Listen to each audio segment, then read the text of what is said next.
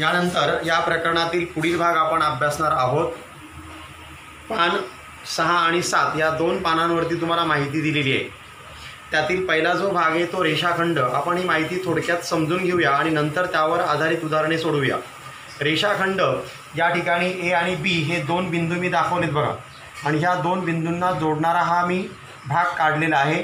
हे दोन बिंदू आणि ह्या दोन बिंदूंच्या दरम्यान आलेले सगळे बिंदू या सगळ्यांना मिळून म्हटलं जातं रेषाखंड। रेषाखंड ए बी किंवा हा रेषाखंड उलटाही लिहिला जातो रेषाखंड बी ए, किंवा थोडक्यामध्ये आपण लिहू शकतो रेख बी ए, रेख ए बी किंवा रेख बी ए। बघा इथे मी लिहिलं आहे रेषाखंड ए बी म्हणजेच रेख ए बी म्हणजेच रेख बी ए। म्हणजे रेषाखंड दोन अक्षरे असतो, आपण रेख ए बी किंवा रेख बी ए असं थोडक्यात ते लिहू शकतो। ए आणि बी हे जे दोन बिंदू आहेत ह्या दोन बिंदूंना म्हणतात रेषाखंडाचे अंत्यबिंदू। म्हणजे ए व बी हे रेषाखंडाचे अंत्यबिंदू आहेत। या रेषाखंडाची लांबी म्हणजेच ए आणि बी बिंदूतलं अंतर आहे। म्हणजे लेंथ ए बी बरोबर डिस्टन्स ए बी, म्हणजे ह्या रेषाखंडाची लांबी म्हणजेच ए आणि बी बिंदूतलं अंतर आहे। त्याच्यानंतर दुसरा भाग आपण अभ्यासणार आहोत किरण। इथे मी आकृती काढली बघा, हा रेषाखंडच काढला आहे ए बी, त्याच्यापुढे पी बिंदू घेतला आणि इकडे मी बाण दाखवलेला आहे। म्हणजे हा जो रेषाखंड आहे रेषाखंड इकडे कितीही दूर वाढू शकतो, हा किरण इकडे कितीही दूर वाढू शकतो, परंतु इकडे वाढू शकत नाही। बिंदू ए हा किरणाचा आरंभ बिंदू आहे। किरण इथून सुरू झाला म्हणून याला म्हणायचं किरणाचा हा आरंभ बिंदू आहे। रेषाखंड जो आहे हा रेषाखंड दोन्ही बाजूला मर्यादित असतो, इकडे वाढू शकत नाही, इकडे वाढू शकत नाही। किरण मात्र एका बाजूला वाढतो, एका बाजूला वाढत नाही। आणि ह्या किरणाचं वाचन करताना आपण किरण ए बी असं करावं लागतं, कारण अंत्यबिंदू पहिला घ्यावा लागतो। किरण बी ए असं या किरणाचं आपण वाचन करू शकत नाही, कारण बी ह्या किरणाचा अंत्यबिंदू नाही आहे। त्याच्यानंतर तिसरा भाग आपल्याला अभ्यासायचा आहे तो म्हणजे रेषा। तिसरा जो भाग आहे तो रेषा ए बी किंवा उलटं आपण रेषा बी ए असंही वाचन करू शकतो। रेषा दोन्ही दिशाला अमर्याद असते। रेषेचं नाव एक अक्षराने पण आपण वाचू शकतो, म्हणजे रेषा ए बी किंवा रेषा बी ए किंवा थोडक्यात रेषा एल।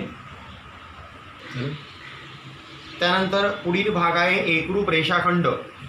बघा हा रेषाखंड ए बी आहे आणि हा रेषाखंड सी डी आहे। जर या दोन रेषाखंडांची लांबी सारखीच असेल, समजा हा ए बी रेषाखंड 5 सेंटीमीटरचा आहे आणि सी डी पण 5 सेंटीमीटरचाच आहे असं तर असेल, म्हणजे या दोन्ही रेषाखंडांची लांबी समान आहे, म्हणजे लेंथ ए बी बरोबर लेंथ सी डी असं जर असेल तर हे दोन्ही रेषाखंड एकरूप असतात। म्हणजे रेख ए बी एकरूप रेख सी डी असं होणार आहे जर लेंथ ए बी बरोबर लेंथ सी डी, म्हणून रेख ए बी एकरूप रेख सी डी। त्याच्यानंतर रेषाखंड एकरूपतेचे गुणधर्म आपल्याला पाहिजेत। हे गुणधर्म परीक्षेला विचारले जातात। पहिला गुणधर्म आहे तो परावर्तनता। प्रत्येक रेषाखंड हा स्वतःशी एकरूप असतो। उदाहरणार्थ रेख ए बी एकरूप रेख ए बीच, याला म्हणायचं परावर्तनता। त्याच्यानंतर दुसरा गुणधर्म आहे तो म्हणजे सममितता।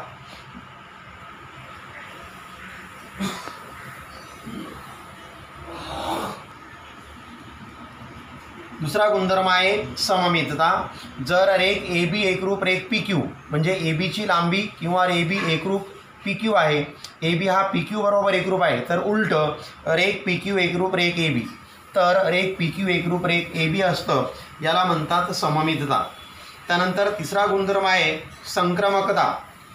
पहिला रेषाखंड दुसऱ्याचे एकरूप असेल, दुसरा तिसऱ्याशी एकरूप असेल तर पहिला आणि तिसरा एकरूप असतो, याला म्हणतात संक्रमकता। जर रेख ए बी एकरूप रेख P Q, A B P Q बरोबर एकरूप आहे व रेख पी क्यू एकरूप X Y, P Q X Y बरोबर एकरूप आहे, तर ए बी आणि एक्स वाय हे एकरूप होणार आहे, तर रेख ए बी एकरूप रेख एक्स वाय हे असं असतं, याला म्हणतात संक्रमकता। हे 3 गुणधर्म रेषाखंड एकरूपतेचे परीक्षेला विचारतात। त्यानंतर पुढील भाग रेषाखंडाचा मध्यबिंदू। या ठिकाणी मी एक आकृती काढली बघा रेषाखंडाची, आणि या रेषाखंडाच्या मध्यभागावरती मी एम बिंदू घेतलेला आहे। म्हणजे जर ए डॅश एम डॅश बी असं असेल आणि रेख ए एम एकरूप रेख एम बी, रेख ए एम एकरूप रेख एम बी असं असेल, तर एम हा रेख ए बीचा मध्यबिंदू आहे असे म्हणतात। म्हणजे एम हा रेख ए बीचा मध्यबिंदू झाला असं म्हणतात। उदाहरणार्थ ए बीची लांबी जर 12 असेल आणि एम बरोबर 6 आणि एम बी बरोबर पण 6 असेल तर एम हा रेख ए बीचा मध्यबिंदू होणार आहे. त्याच्यानंतर रेषाखंडाची तुलना म्हणजेच लहान मोठेपणा, म्हणजेच त्या दोघांमधला आपल्याला क्रमसंबंध ठरवायचा आहे. बघा, हा ए बी रेषाखंड काढला, याची लांबी समजा 4 सेंटीमीटर आहे आणि हा सी डी रेषाखंड काढला, याची लांबी 7 सेंटीमीटर आहे. याचा अर्थ असा का ए बी हा रेषाखंड सी डीपेक्षा लहान आहे, किंवा उलटही होणार, सी डी हा रेषाखंड ए बीपेक्षा मोठा आहे. बघा इथे लिहिलं आहे मी, रेख A B is less than, म्हणजे रेख ए बी हा लहान आहे, रेख A B is less than रेख सी डी, किंवा उलटं, रेख C D is greater than रेख ए बी, म्हणजे रेख ए बी हा सी डीपेक्षा लहान आहे पहिलं वाक्य, किंवा उलटं, रेख सी डी हा रेख ए बीपेक्षा मोठा आहे. त्याच्यानंतर रेषाखंडाची किंवा किरणांची लंबता, पुढील भाग आपल्याला अभ्यासायचा आहे. रेषाखंडांची किंवा किरणांची लंबता. जर दोन रेषा परस्परांना लंब असतील तर त्या रेषांना सांभाळणारे रेषाखंड, तर रेषाखंडाची किंवा किरणांची लंबता, जेव्हा दोन रेषा एकमेकींना लंब असतात तेव्हा त्या दोन रेषांवरील रेषाखंड, त्या दोन रेषांना सामावणारे रेषाखंडसुद्धा एकमेकांना लंब असतात. त्याचबरोबर दोन किरणसुद्धा त्या रेषेला सामावणारे लंब असतात, किंवा एक रेषाखंड आणि एक किरण हे सुद्धा एकमेकांना लंब असतात. म्हणजे रेषाखंडांची किंवा किरणांची लंबता अशी का दोन रेषा जर एकमेकींना लंब असतील तर त्यांना सामावणारे रेषाखंड पण लंब असतात, त्यांना सामावणारे किरण पण लंब असतात, आणि त्यांना सामावणारा रेषाखंड आणि किरण हे सुद्धा लंब असतात. त्यानंतर शेवटचा भाग, बिंदूचे रेषेपासूनचे अंतर. ही एक रेषा तुम्हाला ए बी दिलेली आहे आणि ह्या ए बी रेषेच्या बाहेर हा सी बिंदू दिला आहे आणि सी बिंदूतून या रेषा ए बीवरती सी डी हा लंब काढलेला आहे. म्हणजे रेख सी डी लंब रेषा ए बी, रेख सी डी लंब रेषा ए बी असं असेल तर रेख सी डीची जी लांबी आहे, रेख सी डीच्या लांबीला बिंदू सीचे रेषा ए बीपासूनचे अंतर असे म्हणतात. म्हणजे रेषा सी डीची जी रेख सी डीची जी लांबी आहे, या लांबीला या रेषा ए बीपासूनचं अंतर, सी बिंदूचं अंतर आहे असं म्हटलं जातं.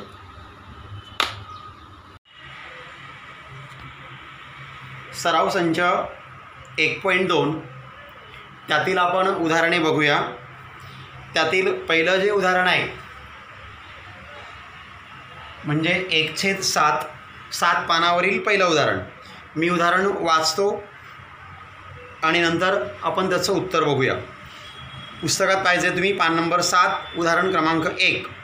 खालील सारणीत संख्या रेषेवरील बिंदूचे निर्देशक दिले आहेत.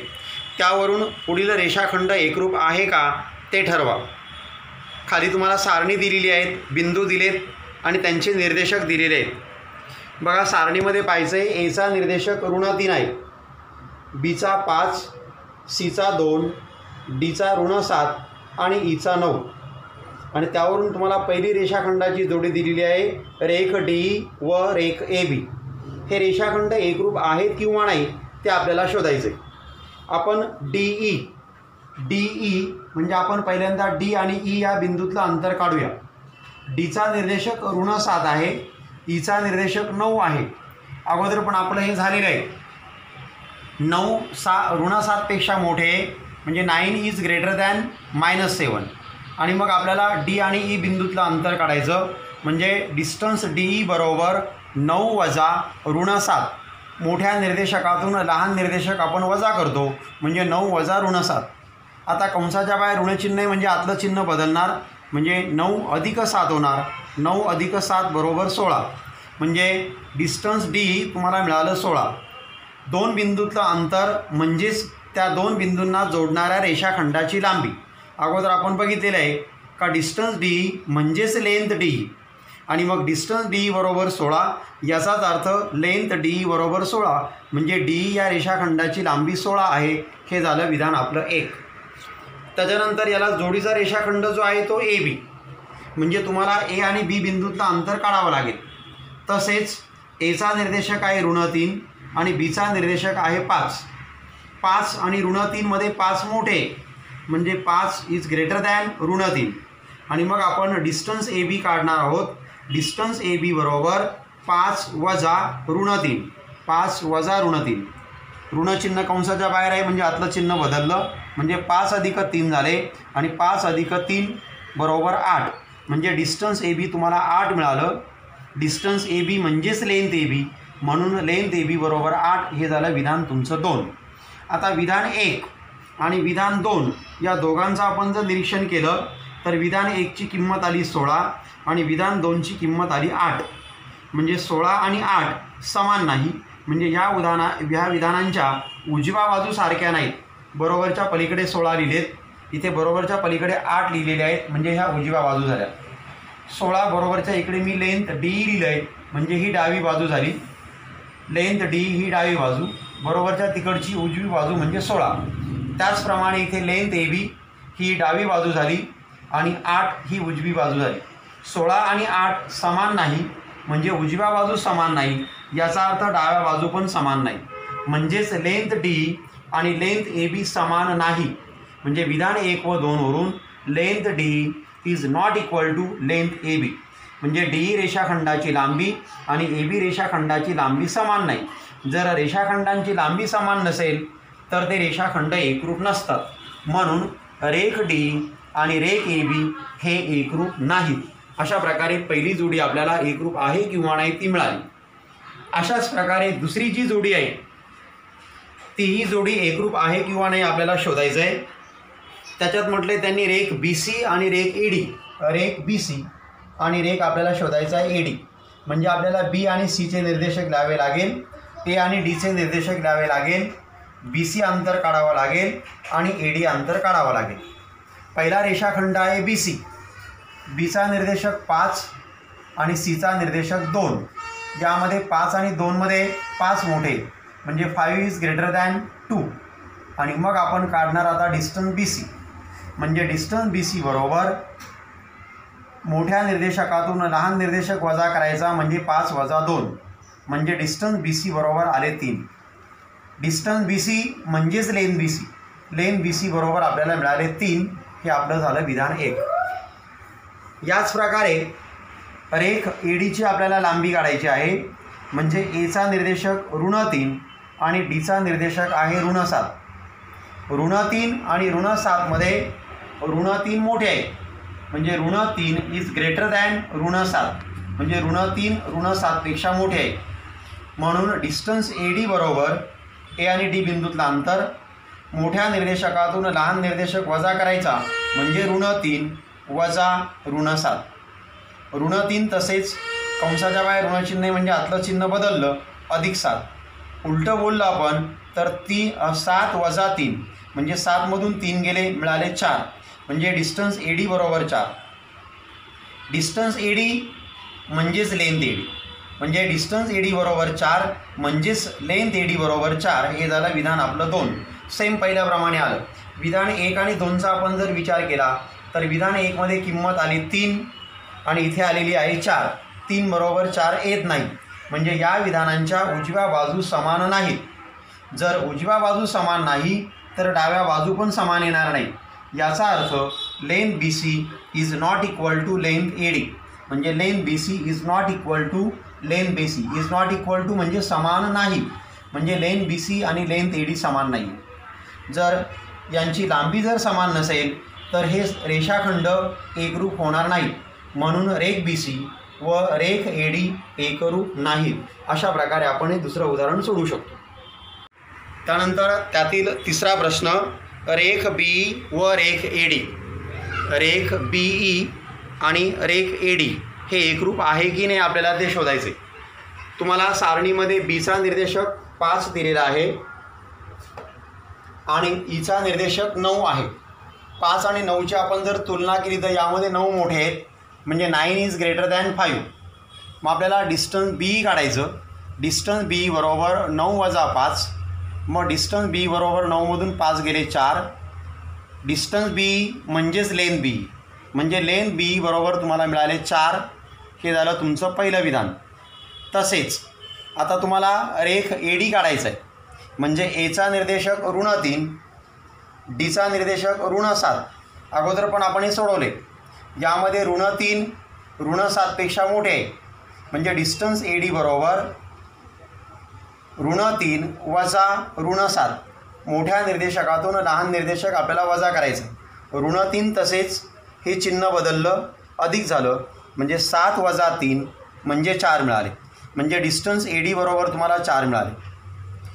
डिस्टन्स AD म्हणजेच लेंथ AD, म्हणजे लेंथ AD बरोबर 4. हे झालं विधान तुमचं 2. आता पहिल्या उदाहरणात आणि या उदाहरणात काय फरक आहे बघा.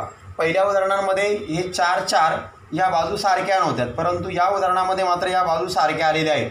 म्हणजे उजव्या बाजू, या पहिल्या विधानाची उजवी बाजू 4 आहे आणि ही पण 4 आहे, म्हणजे 4 बरोबर 4. याचाच अर्थ लेंथ BE बरोबर लेंथ AD, म्हणजे ह्या दोन्ही रेषाखंडांची लांबी समान आहे. या दोन्ही रेषाखंडांची लांबी समान आहे याचाच अर्थ हे दोन्ही रेषाखंड एकरूप आहेत. म्हणजे विधान 1 व 2 वरून BE बरोबर AD, म्हणजे BEची किंमत AD बरोबर आहे. आणि या दोन्ही किमती समान झाल्यामुळे हे दोन्ही रेषाखंड एकरूप झाले. म्हणून रेख BE एकरूप रेख AD. म्हणजे पहिल्या 2 भागांमध्ये रेषाखंड एकरूप नाही आहे आणि तिसऱ्या भागामध्ये रेषाखंडांची जोडी मात्र एकरूप येते. त्यानंतर पुढील प्रश्न 4/7 म्हणजे 7 पानावरील चौथा प्रश्न. जर AB बरोबर 5 सेमी, BP बरोबर 2 सेमी आणि AP बरोबर 3.4 सेमी, तर या रेषाखंडांचा लहान मोठेपणा ठरवा. प्रश्न मी फळ्यावर लिहिलेला आहे. उत्तराचा बाण पुन्हा आपण दिलेल्या किमती लिहूया. AB बरोबर 5 सेमी, BP बरोबर 2 सेमी, AP बरोबर 3.4 सेमी. हे प्रश्न तुम्हाला त्यांनी दिलेले आहे म्हणून आपण इथे दिलेले. आता 5, 2 आणि 3 यांचा आपण जर विचार केला तर यामधील सर्वात लहान किंमत आहे ती 2, म्हणजे 2 सेमी इज लेस दॅन, म्हणजे लहान आहे. 3.4 semi is less than 5 semi, म्हणजे 2 सेमी लहान 3.4 सेमीपेक्षा आणि 3.4 सेमी लहान 5 सेमीपेक्षा. मग 2 सेमी म्हणजे BP is less than 3.4 semi म्हणजे AP is less than 5 semi म्हणजे AB. याचा अर्थ BP is less than AP is less than AB, म्हणजे BP हा रेषाखंड ABपेक्षा लहान आहे आणि AB हा रेषाखंड BP हा रेषाखंड APपेक्षा लहान आहे आणि AP हा रेषाखंड ABपेक्षा लहान आहे. याचा अर्थ आपण यांच्यामधला लहान मोठेपणा ठरवला आहे, तुलना केलेली आहे. त्याच्यानंतर पुढील प्रश्न 2/8 प्रश्न फळ्यावर दिला आहे. बिंदू M हा रेख ABचा मध्यबिंदू आहे आणि AB बरोबर 8, तर AM बरोबर किती? जर तुम्ही आकृती काढली तर उदाहरण सोडवायला सोपं जातं. बिंदू M हा रेख ABचा मध्यबिंदू आहे. बिंदू M हा रेख ABचा मध्यबिंदू आहे. बघा मी आकृती काढली, AB रेषाखंड काढला आहे आणि त्याचा M हा मध्यबिंदू दाखवला आहे. आणि AB बरोबर 8, ABची किंमत 8 आहे, मोठी किंमत 8 आहे, म्हणजे मी इथे Mच्या खाली लिहिणार. जर AMची किंमत 8 असती तर मी इथे लिहिलं असतं मध्ये, MBची असते तर M आणि Bच्या मध्ये लिहिलं असतं. आता प्रश्नातलंच वाक्य परत लिहायचं बघा. ABची किंमत 8 आहे आणि तुम्हाला AMची किंमत विचारलेली आहे. M हा मध्यबिंदू आहे, ही मोठी लांबी 8 आहे, हा मध्यबिंदू आल्यामुळे ही लांबी तोंडी तुमची 4 येणार आहे, कारण हे 4 हे 8 तर हे निम्मे 4 होणार आहे. परंतु आपल्याला ते तसं लिहायचं आहे. प्रश्नातलंच वाक्य मी परत लिहितो बघा. बिंदू M हा रेख ABचा मध्यबिंदू आहे असंच लिहिलं, याला कारण दिलेले. आणि मग म्हणून AMची किंमत ABच्या निम्मी येणार आहे, म्हणजे AM बरोबर 1/2, निम्मी म्हणजे 1/2 आणि कोणाच्या तर ABच्या. मग AB 1/2, इथे गुणाकाराचं चिन्ह नाही, चिन्ह म्हणजे गुणाकाराचं, आणि ABची किंमत आहे 8, म्हणजे 1/2 गुणिले 8.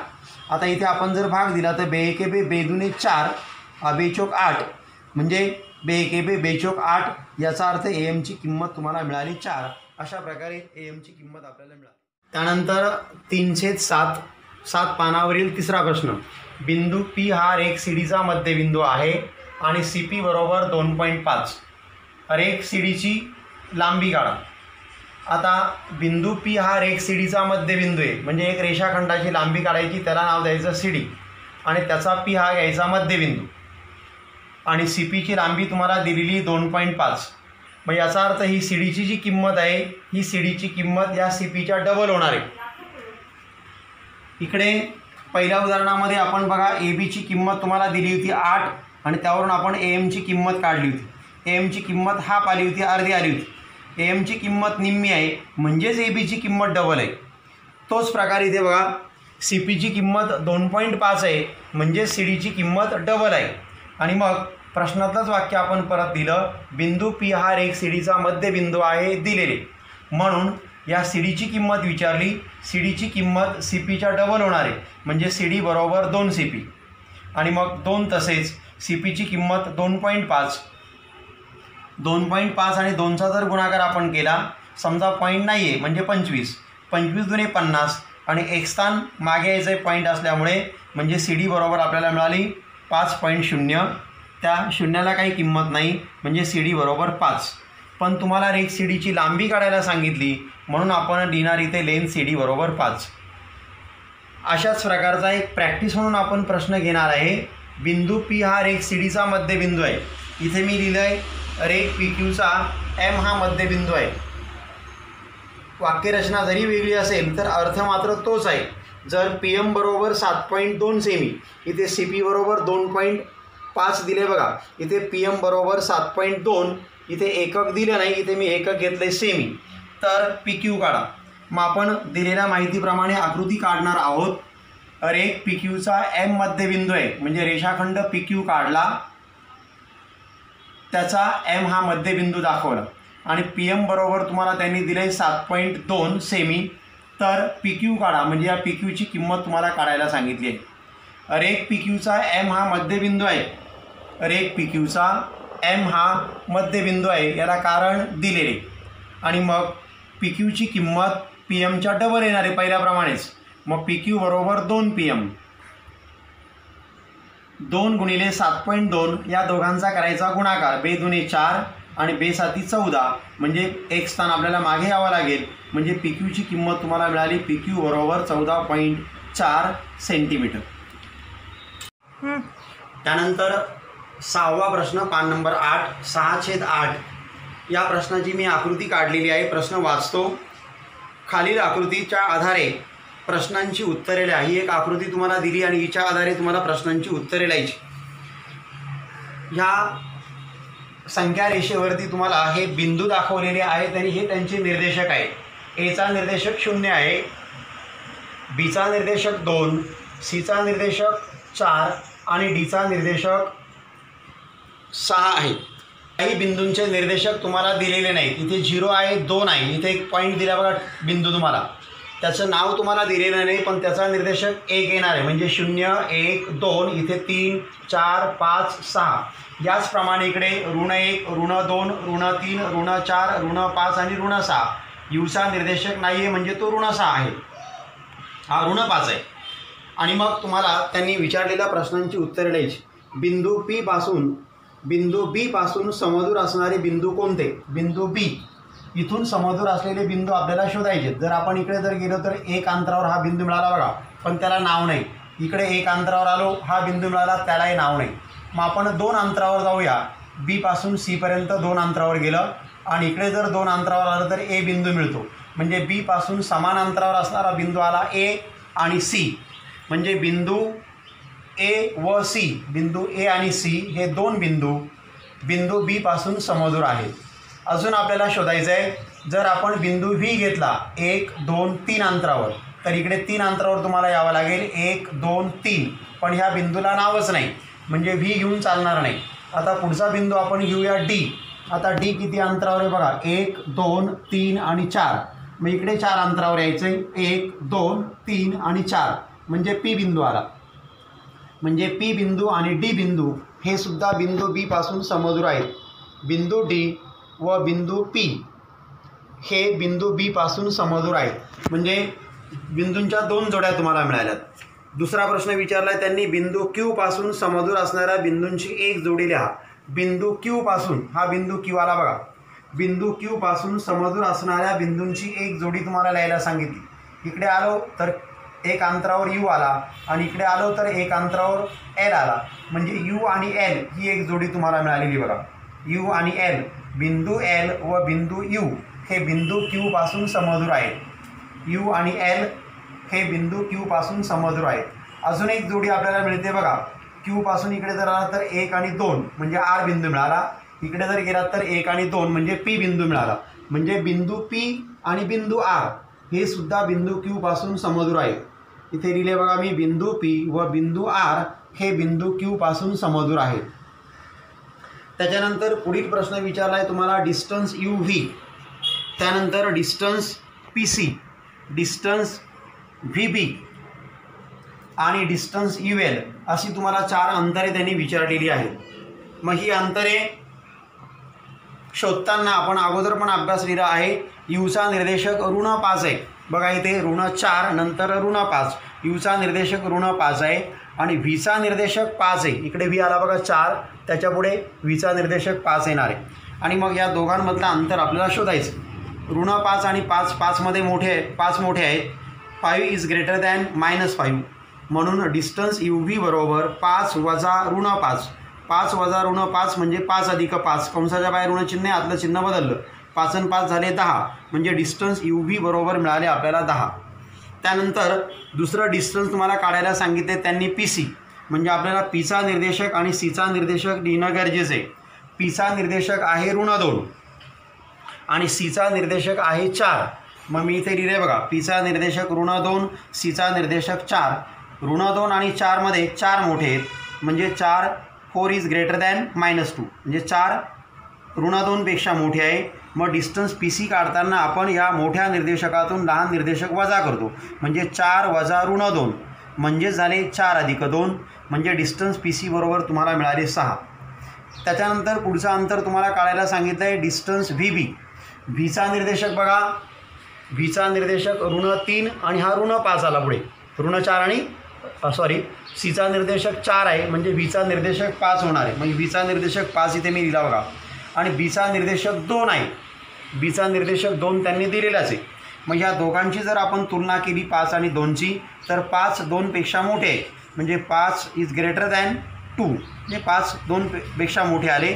म्हणजे डिस्टन्स व्ही बी बरोबर 5 वजा 2, 5 मधून 2 गेले 3 म्हणजे तुम्हाला डिस्टन्स व्ही बीची किंमत मिळालेली आहे 3. त्याचप्रमाणे डिस्टन्स आपल्याला यू एल काढायचे. यूचा निर्देशक इथे ऋण 4 आहे बघा, म्हणजे इथे ऋण 5 झाले. यूचा निर्देशक ऋण 5 आणि एलचा निर्देशक दिलेला नाही आहे, हा ऋण 2 आहे म्हणजे हा ऋण 3 होणार आहे. एलचा निर्देशक ऋण 3 आहे. मग ऋण 3 इज ग्रेटर दॅन ऋण 5.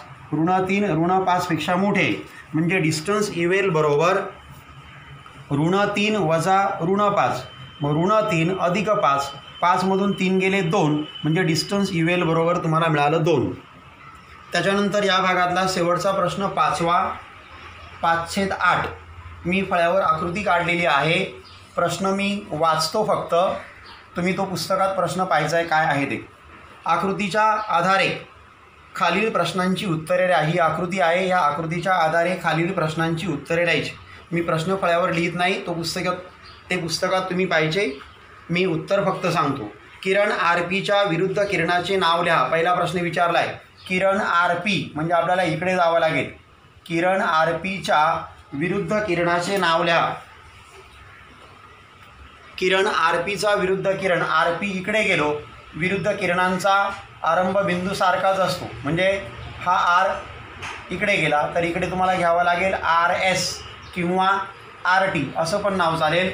म्हणून पहिल्याचं उत्तर लिहिले आहे मी किरण आर एस किंवा किरण आर टी, म्हणजे किरण आर पीचा विरुद्ध किरण आर एस आहे किंवा आर टी आहे, दोघांपैकी कोणाचंही एक नाव चालेल. त्याच्यानंतर दुसरा प्रश्न तुम्हाला त्यांनी विचारलेला आहे किरण पी क्यू व किरण आर पीचा छेदसंच. किरण पी क्यू म्हणजे आपल्याला इकडे जावं लागेल किरण पी क्यू असं, आणि किरण आर पी म्हणजे आपल्याला असं जावं लागेल परत इकडे. किरण पी क्यू इकडे गेलो, किरण आर पी इकडे गेलो. या दोघांचा तुम्हाला छेदसंच लिहायचा आहे. छेदसंच म्हणजे दोघांना सामायिक असलेले घटक. आता हा पार्ट दोघांनाही सामायिक नाही आहे, मात्र इथून पुढील पार्ट दोघांनाही सामायिक आहे. आणि इथून पुढील गेलेला हा जो पार्ट आहे, हा जो भाग आहे, हा म्हणजे किरण आहे आणि या किरणाचं नाव आहे किरण PQ. आणि मग म्हणून त्या दोघांचा जो छेदसंच आहे तो आपल्याला किरण PQ मिळालेला आहे. त्याच्यानंतर तिसरा प्रश्न विचारला आहे रेख PQ व रेख QR. रेख PQ म्हणजे हा एवढा भाग आला, रेख PQ व रेख QR हा एवढा भाग आला. रेख PQ व रेख QR यांचा संयोग संच लिहा. संयोग संच म्हणजे पूर्ण भाग आला पाहिजे. मग दोघांमधला पूर्ण जो भाग आला म्हणजे याचे पण घटक घ्यायचे, याचे पण घटक घ्यायचे. रेख PQ आणि रेख QR या दोघांमधले जर घटक आपण विचारात घेतले ते पूर्ण घटक येणार आहे. म्हणजे तुम्हाला उत्तर मिळणार आहे एवढा पार्ट, आणि हा एवढा पार्ट आहे रेख QR किंवा रेख RQ, आणि मग त्याचं उत्तर आपल्याला आलेलं आहे रेख QR. त्याच्यानंतर पुढचा जो चौथा प्रश्न आहे, रेख QR हा कोणत्या किरणाचा उपसंच आहे. रेख QR एवढा एवढा रेषाखंड आला बघा QR, हा कोणत्या किरणांचा उपसंच आहे, म्हणजे कोणत्या कोणत्या किरणांवर हा रेख QR येतो असं आपल्याला उत्तर लिहायचं आहे. तर रेख QR हा एवढा पार्ट, किरण QR जर घेतला आपण तर असा इकडे आलो बघा, किरण QR वरती हा पार्ट आलेला आहे, हा भाग आलेला आहे, म्हणजे त्याचा तो उपसंच आहे. किरण RQ जर आपण इकडे गेलो तर याच्यावरती पण हा भाग येतो, म्हणजे हा किरण RQ याचं उत्तर चालेल. हा रेख RQ किरण RQचा सुद्धा उपसंच आहे. त्याच्यानंतर पाचवा प्रश्न विचारला आहे तुम्हाला त्यांनी, R हा आरंभ बिंदू असलेल्या विरुद्ध किरणाची जोडी लिहा. R हा आरंभ बिंदू असलेल्या विरुद्ध किरणाची जोडी, विरुद्ध किरण एक इकडे जाणार, एक इकडे येणार, म्हणजे किरण RQ आणि किरण RT अशा प्रकारची जोडी तुम्हाला मिळणार आहे. किरण RQ किरण RT, किरण RS आणि किरण RP असंही नाव चालेल. त्यानंतर सहावा प्रश्न तुम्हाला विचारलेला आहे, S हा आरंभ बिंदू असलेले कोणते दोन किरण लिहायचे. S हा आरंभ बिंदू पाहिजे असे कोणते दोन किरण लिहायचे. मग किरण इकडे आला SR, इकडे आला ST, म्हणजे आपण उत्तर मिळालं काय का किरण SR आणि किरण ST, किरण SR किरण SP किरण SQ अशी ही उत्तरे चालतील, कारण S हा आरंभ बिंदू असणं गरजेचं आहे. त्याच्यानंतर शेवटचा प्रश्न, किरण SP हा किरण SP इकडे गेला बघा आणि किरण ST इकडे आलो, या दोघांचा छेदसंच लिहायचा आहे, म्हणजे दोघांना सामायिक कोण आहे आपल्याला हे शोधायचं आहे. किरण SP म्हणजे इकडे गेलो, किरण SP इकडे गेलो या प्रकारे, आणि किरण ST म्हणजे इकडे आलो इकडे गेलो, दोघांना कॉमन फक्त हा एवढा बिंदूच मिळालेला आहे, म्हणजे दोघांना सामायिक जो आहे तो बिंदू S आहे. म्हणजे किरण SP आणि किरण ST यांचा जो छेदसंच म्हणजे सामायिक, तो फक्त बिंदू S आहे. अशा प्रकारे आपल्याला याची उत्तरे लिहिता येतात.